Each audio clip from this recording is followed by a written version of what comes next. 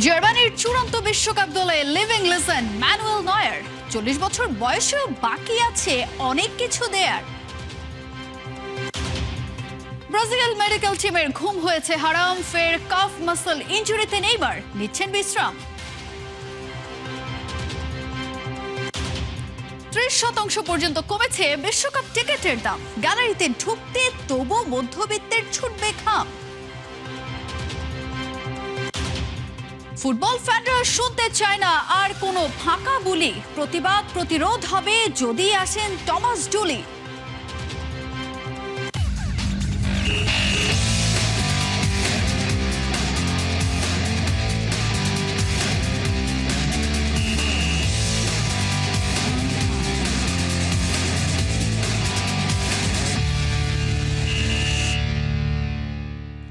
স্বাগত খেলা যুগে, আপনাদের সাথে আছি আমি তাজিন খন্দকার।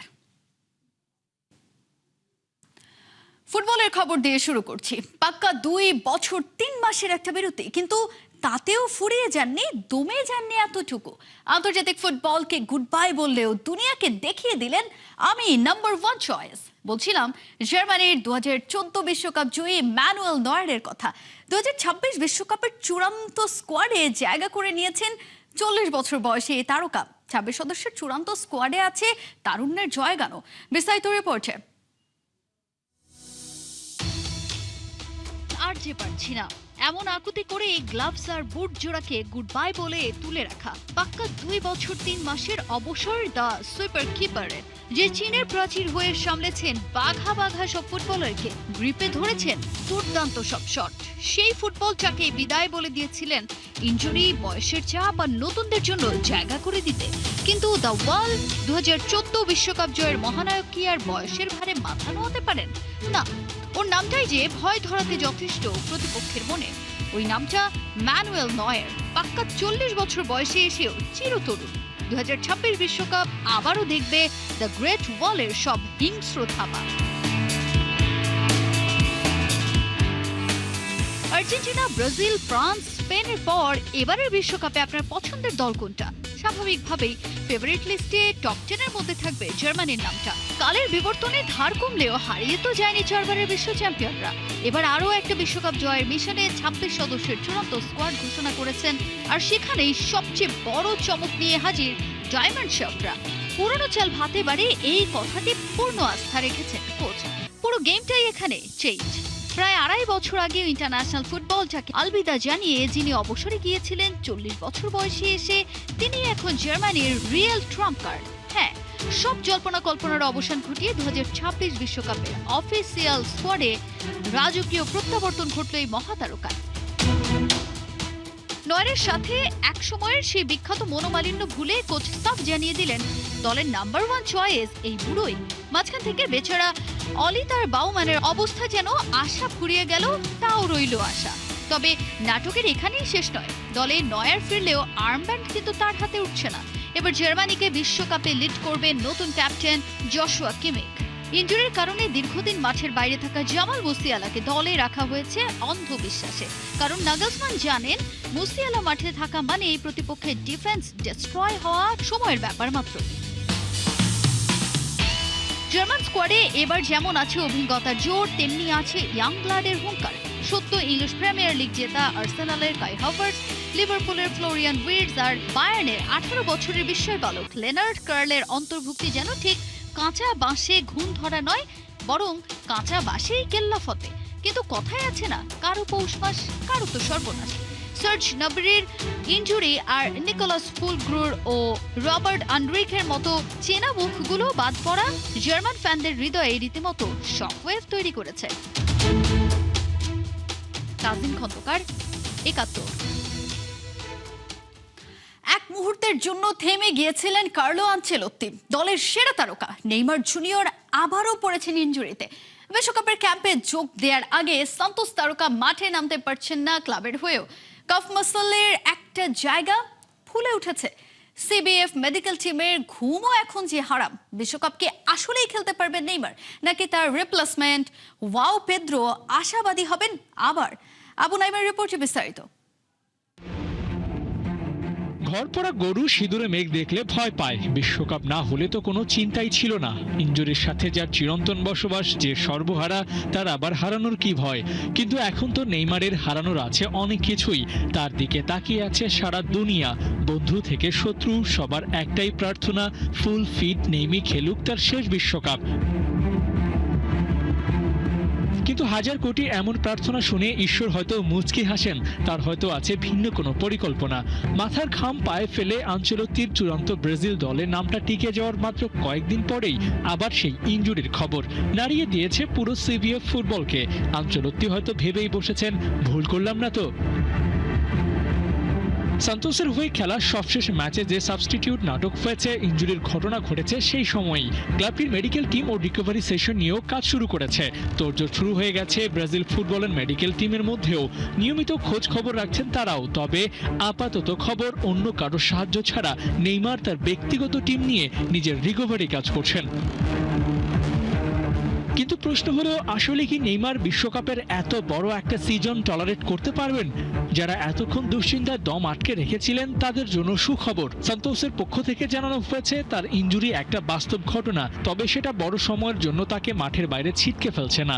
এমনকি জাতীয় দলের বিশ্বকাপ ক্যাম্পেও সময় মতোই যোগ দিতে পারবেন Neymar junior.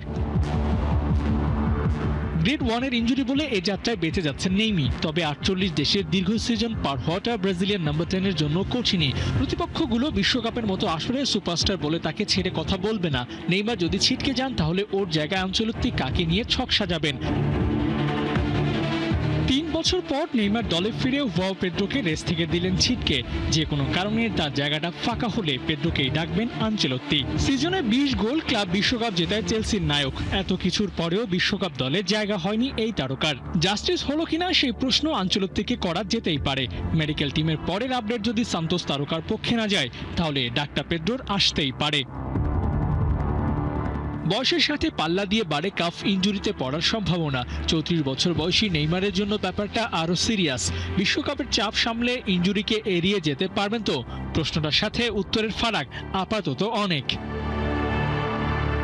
Abu Naim, 71। Record দামে বিক্রি হচ্ছে এবারের বিশ্বকাপ টিকিট, কিন্তু অবাক করা ব্যাপার, সেই টিকিটের দামই এবার এক ধাক্কায় কমে এসেছে 30% পর্যন্ত। তার মধ্যে সাবেক বিশ্ব চ্যাম্পিয়ন জার্মানির ম্যাচ টিকিটও আছে। এবার কি তবে হবে সাধারণ মানুষের হাতের নাগালে আসবে সেই সোনার হরিণ? হবে গ্যালারিতে বসে ফিফা ওয়ার্ল্ড কাপ দেখার স্বপ্ন পূরণ? উত্তর খুঁজেছেন খালিদ জামিল। একটা ছোট গল্প দিয়ে শুরু করা যাক। বাবা মায়ের জন্ম লাইবেরিয়ায় হলেও কফির জন্ম যুক্তরাষ্ট্রে।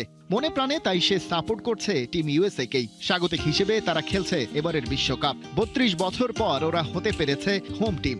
কফির তাই আনন্দ আর ধরে না। সিঙ্গেল মাদার নিয়া ওকোরোর কাছে তাই বায়না ধরে একটা ম্যাচ দেখতে নিয়ে যেতেই হবে।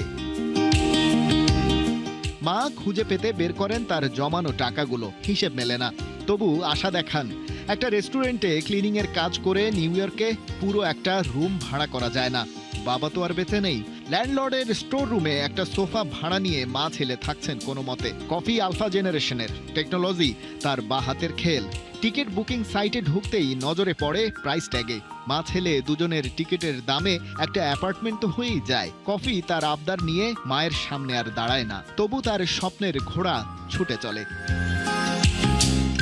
গল্প থেকে বাস্তবে ফেরা যাক। প্রথম ধাক্কায় ফিফা টিকিট প্রাইসের যে স্ট্যান্ডার্ড সেট করেছে, সাধারণ খেটে খাওয়া মানুষ সেদিকে ফিরেও তাকাতে পারছে না আপাতত। তবে কফির যে গল্প বলা হচ্ছিল, তার মতো অনেকের মুখে হাসি ফুটতে পারে এটা জেনে যে গেল 1 মাসে বেশ কয়েকটা ম্যাচের টিকিট প্রাইস পড়ে গিয়েছে।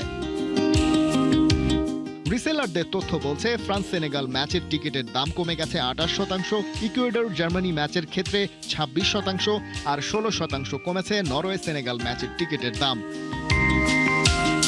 প্রাইস বাড়া কমার পেছনে কাজ করছে এবারে ফিফার সেই ডাইনামিক প্রাইসিং মডেল, যেখানে ফিফা বা টিকিট বিক্রয়কারী প্রতিষ্ঠানগুলো চাহিদার উপর ভিত্তি করে প্রতিনিয়ত দাম পাল্টাতে থাকে। কিন্তু আমেরিকার হাইপার মনিটাইজড বিনোদন ব্যবস্থার সাথে খাপ খাইয়ে নিতে গিয়ে সেই দাম এবারে আকাশচুম্বী হয়েছে। যতই কমে আসুক, মাটিতে নামার কোনো সম্ভাবনাই নেই। সেই মহামূল্যবান টিকিট শুধু টাকা উড়ালেও পাওয়া যাচ্ছে না, হতে হচ্ছে লটারি জেতার মতো ভাগ্যবানও। কিন্তু প্রশ্ন হচ্ছে, যে দাম কমার কথা বলা হচ্ছে তাতেই কি সেই টিকিট সাধারণ মানুষের নাগালে আসছে? নিউ ইয়র্ক কিংবা নিউ জার্সির ম্যাচগুলোর টিকিটের গড় দাম এখন $2,790, যা বিশ্বকাপের অন্য শহরগুলোর গড় দামের তুলনায় 118% বেশি, যা নিউ ইয়র্কের একজন রেস্টুরেন্ট কর্মীর সারা মাসের গড় আয়ের প্রায় সমান। 2026 বিশ্বকাপের ফাইনাল ম্যাচের একটি টিকিটের গড় দাম দাঁড়িয়েছে $12,500। রিসেল সাইটগুলোতে দেখা গেছে শুধুমাত্র টিকিট ফি $200 ছাড়িয়ে যাচ্ছে। যেমন ব্রাজিল বনাম মরক্কো ম্যাচের গ্যালারির একদম পেছনের সারির এক জোড়া সিটের দাম পড়ছে প্রায় $2,900। 2022 সালের কাতার বিশ্বকাপে টিকিটের দাম ছিল $70 আশেপাশে। সেই তুলনায় আমেরিকার এই বিশ্বকাপে খেলা দেখা সাধারণ মধ্যবিত্ত ভক্তদের জন্য প্রায় অসম্ভব। তাই কিছু ম্যাচের টিকিট প্রাইস কমলেও তা হাতের নাগালে আসেনি সাধারণ মানুষের। ধনী পুঁজিবাদীদের বিশ্বকাপ এবার সত্যিই নিজেকে দূরে নিয়ে গেছে প্রলেতারিয়াতদের কাছ থেকে। খালিদ জামিল, ৭১। বিশ্বকাপ শুধু ফেভারিটদের রাজত্ব নয়, কখনো কখনো আন্ডারডগদের বিদ্রোহের সবচেয়ে বড় মঞ্চ। 2026 বিশ্বকাপে নরওয়ের হল্যান্ড ওডেগার জুটি, অভিষেকের স্বপ্নে কেপ ভার্দে, চেনা ছন্দের জাপান, অভিজ্ঞ ক্রোয়েশিয়া কিংবা রহস্যময় উজবেকিস্তান। কারা হতে পারে টুর্নামেন্টের নীরব বিস্ময়, আর কারা নাম লিখিয়েও হারিয়ে যেতে পারে বড় মঞ্চের চাপে, তা নিয়ে জুবায়ের নূর জানাচ্ছেন বিস্তারিত। ঘড়ির কাঁটায় টিকটক ফুটবল ভক্তদের ছটফট। 22 বিশ্বকাপের পর এবারের বিশ্বকাপের বাকি আর 22 দিন, কিন্তু 48 দলের এই বিশ্বকাপ মানেই তো শুধু মেসি, রোনালদো, এমবাপ্পে বা নেইমারদের পোস্টার নয়। বিশ্বকাপ মানে এক রাতের ভূমিকম্প, এক গোলের বিদ্রোহ আর এক আন্ডারডগের বুক চিতিয়ে বলা আমরাও আছি। স্টেডিয়ামের আলো যখন জায়ান্টদের বুকে ঝুঁকে থাকে, ঠিক তখনই কখনো কখনো ছায়া থেকে উঠে আসে কোনো দল, স্কোরবোর্ড আগুন লাগায় আর ফুটবল বিশ্বকে নতুন করে হিসাব করতে বাধ্য করে। তাহলে চলুন দেখে নেওয়া যাক সেই সব দলের নামগুলো। এই তালিকার সবচেয়ে রোমাঞ্চকর নাম নরওয়ে। সামনে আর্লিং হালান্ড, বক্সের ভেতরে চলন্ত সাইডেন। একবার বল পেলে ডিফেন্ডারদের চোখে যেন লাল সতর্কবার্তা। আর পেছনে মার্টিন ওডেগার্ড, মাঝ মাঠের কন্ট্রোল রুম, যার পাশে আছে তালা খোলার শব্দ। ফ্রান্স সেনেগালের গ্রুপ কঠিন, হ্যাঁ, কিন্তু নরওয়ের কাছে আছে শরীরের জোর, গতির ঝড় আর 28 বছর পর বিশ্ব মঞ্চে ফেরার আগুন। কেপ ভার্দে নামের পাশে নেই তারকার ঝলক, আছে দল হয়ে ওঠার গল্প। ক্যামেরুনকে টপকে বিশ্বকাপে এসে ব্লু শার্করা বুঝিয়ে দিয়েছে ফুটবল শুধু নামের খেলা নয়, নার্ভেরও খেলা। অভিষেকের চাপ থাকবে কিন্তু ভয় নেই, কারণ যাদের হারানোর খুব বেশি কিছু নেই, তাদের সাহসী অনেক সময় সবচেয়ে বড় অস্ত্র। এবার জাপান, তাদেরকে আর চমক বলা অন্যায়, তবু তাদের পুরো গুরুত্ব দেয়া হয় না। 2022 সালে জার্মানি স্পেনকে হারিয়ে সামুরাই ব্লু দেখিয়েছে তারা শুধু দৌড়ায় না, ছক কেটে আঘাত করে। প্রেসিং এর তীব্রতা, কাউন্টারে বিদ্যুৎ, সিদ্ধান্তে শৃঙ্খলা। জাপান এমন দল যারা প্রতিপক্ষের 1 সেকেন্ডের ঘুমকে গোলের দুঃস্বপ্নে বদলে দিতে পারে। ক্রোয়েশিয়া আবার সেই পুরনো জাদুর নাম। 2018 সালে ফাইনাল, 2022 সালে সেমিফাইনাল। তবুও কেন জানি আলোচনায় তারা একটু পিছিয়ে, কিন্তু নকআউটে ক্রোয়েশিয়া মানে ঠান্ডা মাথার সার্জারি। মদ্রিচের অভিজ্ঞতা আর তরুণ প্রজন্মের ক্ষুধা মিলে তারা আবারও বড় দলগুলোর রাত দীর্ঘ করতে পারে। ইকুয়েডর আসবে লাতিন আগুন নিয়ে, তরুণ শক্তিশালী, দম ফেলার সুযোগ না দেয়ার ফুটবল। তাদের ম্যাচে গতি থাকে, ঘাম থাকে, ধাক্কা থাকে। অন্যদিকে উজবেকিস্তান এক রহস্য প্যাকেট, বড় নাম নেই কিন্তু সংগঠন আছে। বয়স ভিত্তিক ফুটবল থেকে উঠে আসা এই প্রজন্ম বিশ্বমঞ্চে অচেনা বলেই তো এখনো বিপজ্জনক। তবে সব দল রূপকথা হবে না। কুরাসাওর বিশ্বকাপ ওঠাই ইতিহাস, কিন্তু অভিজ্ঞতার ঘাটতি তাদেরকে আটকে দিতে পারে। জর্ডান হৃদয় জিতেছে, কিন্তু আর্জেন্টিনা, আলজেরিয়ার মতো প্রতিপক্ষের সামনে শুধু আবেগ যথেষ্ট নাও হতে পারে। স্কটল্যান্ড লড়বে, অস্ট্রিয়া শৃঙ্খলা দেখাবে, কিন্তু বড় দাগ কাটতে লাগবে আরো ধার। 2026 বিশ্বকাপ তাই শুধু ফেভারিটদের দৌড় নয়, এটা হতে পারে অচেনা পতাকার উত্থান, নীরব দলের গর্জন। কারণ বিশ্বকাপের আসল সৌন্দর্য তো এখানেই, যেখানে 90 মিনিটে রাজা বদলায়, মানচিত্র কাঁপে আর ফুটবল লেখে নতুন গল্প। জুবায়ের নূর, ৭১। এবারে দেশের ফুটবল প্রসঙ্গ। বাফুফের প্রতি ফ্যানদের ক্ষোভ বেড়েই চলেছে। টমাস জুলিকে কোচ করায় দ্বিতীয় দিনের আন্দোলন ছিল আরো উত্তাল। শেষ দিকে ফ্যানরা বাফুফের ভেতরেও ঢুকে যায়, তবে ফেডারেশন মেম্বাররা কোনোভাবে শান্ত করে তাদের বাইরে ফেরত পাঠিয়েছে। এদিকে ডুলের নিয়োগের অফিসিয়াল ঘোষণাও চলে আসতে পারে যে কোনো সময়। এরপর আন্দোলন হতে পারে আরো জোরালো। বিস্তারিত জানাচ্ছেন শেখ আশিক।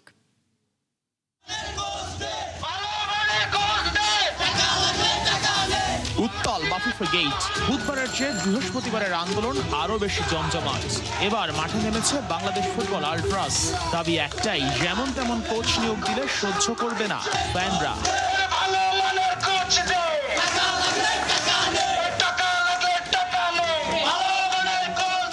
শুরুতে সবাই চেয়েছিল রোজারিও মিকেলকে, এরপর কোলম্যান। শেষ ভরসা বার্ন স্টর্ককেও পাত্তা দেয়নি বাফুফে। আর ঠিক এ কারণেই ক্ষুব্ধ ফুটবল ফ্যান্স।